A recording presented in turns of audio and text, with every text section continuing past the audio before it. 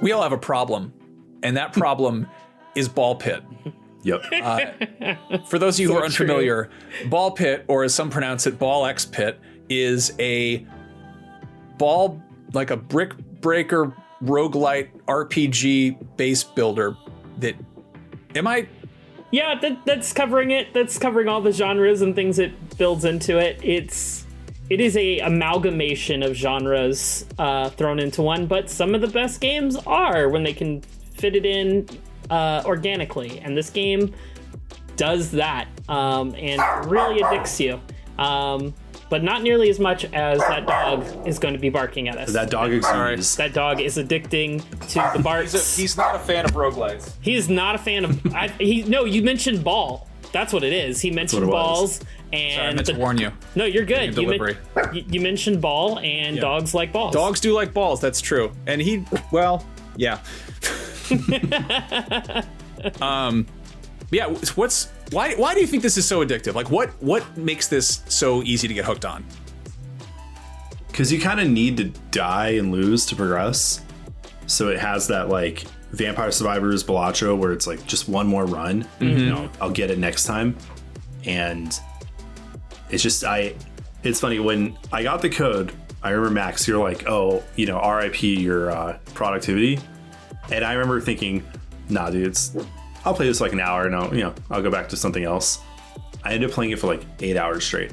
Yep. That was like one of my Saturdays got completely absorbed by this game. I think I have like 40-ish hours in it now. Now, granted, of that 40 hours, I'd say probably the last 10 to 14-ish hours are all set to autoplay, because there's a character you get eventually that autoplays runs for you. And so I was using that to just kind of farm resources, as well as like you get bonuses for beating each stage with different characters. So I would just partner the guy who autoplays and picks everything with another character I hadn't beat that stage with. I played through all the stages on my own with all the different characters, and then I've been having him go ahead and do all my cleanup work afterwards. And it's like, I don't feel like going through with this character through 10 more stages, so you do it for me while I work today. So, but yeah, it's got a surprising level of depth. I think that's the big thing that really draws me in for Ball Pit, is the depth in the game. The big thing is, you choose these different characters that all have these different qualities. One of them shoots from the top instead of from the bottom. There's another one that has a wall that you can use to bounce your balls, just like in like Alleyway or Brick Break, and they get stronger every time they ricochet off of your barrier. There's like, I think 14 different characters.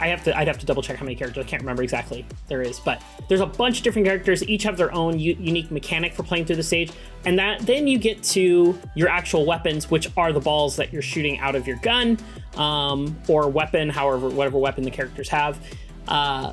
Those are different every time you play it. It's just like a roguelike. So if you've played something like Hades, you know that your upgrades and stuff are different every time.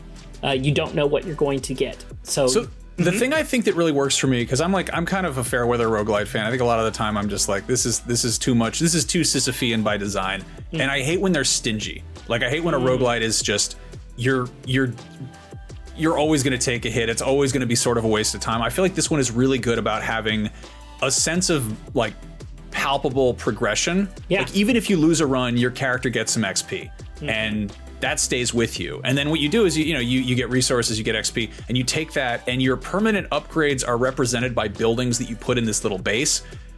But in order to build these buildings, you have to basically play a separate ball bouncing level where you bounce your little villagers off of these things to construct them. So it goes into this whole other weird meta game where you're basically doing city planning, but you're also designing like a brick out bouncy ball level. And yeah, it's a bunch of, I feel like it's a bunch of extremely casual game mechanics thrown together in a way that is like really intricate. They all build upon each other really well. That's the thing about when a game has so many different layers and mechanics. If they're built upon each other in a smart way, it doesn't feel like it's a whole lot, and it's much easier to hook players in. And I think that's really what this game is doing.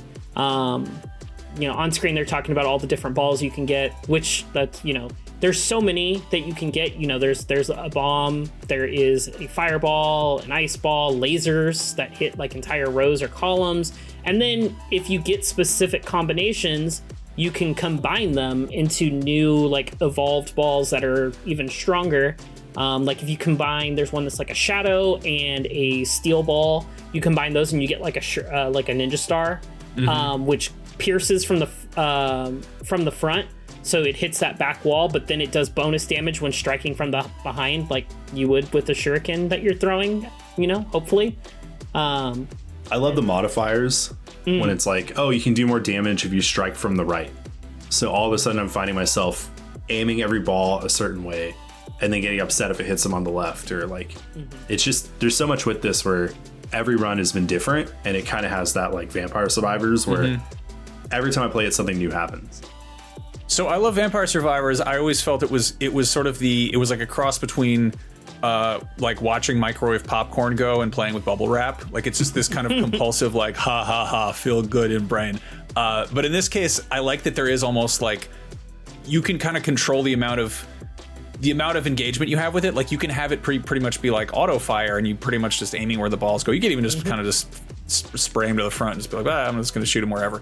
But you can also turn on like manual firing and make it more of like a shmup than a brick out thing.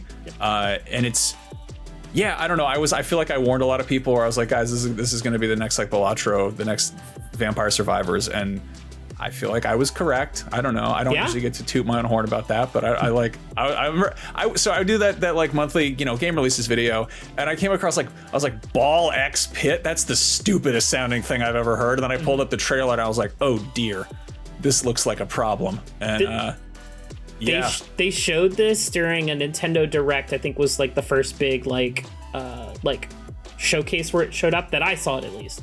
And at the end of the show, we were going over things, and they were like, Jada, what do you want to talk about? I was like, I want to talk about Ball Pit, because that looks sick. And everybody's like, really? And I was like, yes, Ball Pit looks addicting as hell. And I'm so glad I was also right at that moment. So, yes. Also, Max, I don't know if you noticed this, but the little balls in your town that you're shooting, those are your villagers. That I know. Your characters collected. Yeah. So, yeah, as you get, what you do is you acquire blueprints in the level. They're just like hidden around there, not like blueprints like the other roguelite game where you go in the house, but no, the old-fashioned kind. And you need to build buildings to unlock new characters. So like you find the sheriff's office and it gets you the gunslinger or whatever. But in order to build these things, you have to have first the gold and the resources, which you also acquire by sending your villagers out to bounce around in your little thing, which can also be acquired by playing the game normally. But in order to build further constructions that either unlock characters or, give you permanent, stat buffs or whatever, you have to launch your villagers at them to work. And then there's little, totems or whatever you get, or little unlockable things that'll change how the villagers behave when you're doing the base building stuff. Yep. So I did a dumb thing, which I think was a little bit of an act of self-preservation. I probably put like 11 hours into this game, and I was like, this is a problem. I need to stop. I need to stop playing this. I'm ignoring my family. It's bad. And then I was like, also, I've completely gone about the base building thing all wrong. So I decided to go wronger. And what I did was I was like, I'm just going to rebuild the whole thing. And I was like, I'm just going to dismantle everything and, replace it. You can basically go in and like, So you could... I was thinking of it like, I don't know, like Lego bricks or whatever, where I'm like, I'm just going to take them and put them in my pocket, and then I'll put them back and they'll be where they were. But putting them back requires you to rebuild them from the ground up, which, again, I think I kind of knew this was a stupid idea, but I was like, but I'm a high enough level. This will be easy. I'll get this done in no time. And no, which basically made it so I didn't have any characters anymore. I didn't have any stats. And it was, at that point, it's like I could have, I don't know. You basically started the game over from scratch, minus like the levels you unlocked. Yeah, I made it worse. But yeah, then I was like, you know what? Good riddance. I don't need this. I've played too much of this. I've painted myself into a corner. I'm bad at video games. I shouldn't play this game. It's too much of a thing. And so I uninstalled it. And then my friend came over the day that it came out on Game Pass, and he was like, hey, can I install this? And I was like, yes, sure. You may do addictive drugs in my living room. Go for it. Have fun.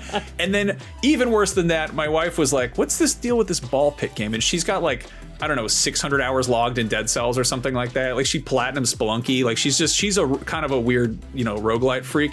And I was like, yes, sure, honey, have, enjoy this, please. Yes, try freebasing. What could go wrong? And she's last night, you know, she's been sitting there silently on the couch, like playing it on her Switch, and she's like, I was like, hey, we should get ready for bed. And she just goes, no. Okay, so yeah, I feel like that's fair warning for anybody who's curious about this, but yeah.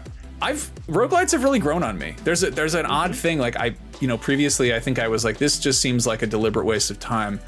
And as I've gotten older, I don't know, I think I'm kind of like, I like that you just sit down and you play a video game. Like, I like that it's just, it's all, it's all killer, no filler. Hey, thanks for watching this clip from Beyond, IGN's weekly PlayStation show. You can find the full episode over on youtube.com/IGN Games. And don't forget, new episodes of Beyond drop every Wednesday on IGN.com, the IGN Games YouTube, and all your favorite podcast platforms. Thanks again for watching, and as always, Beyond.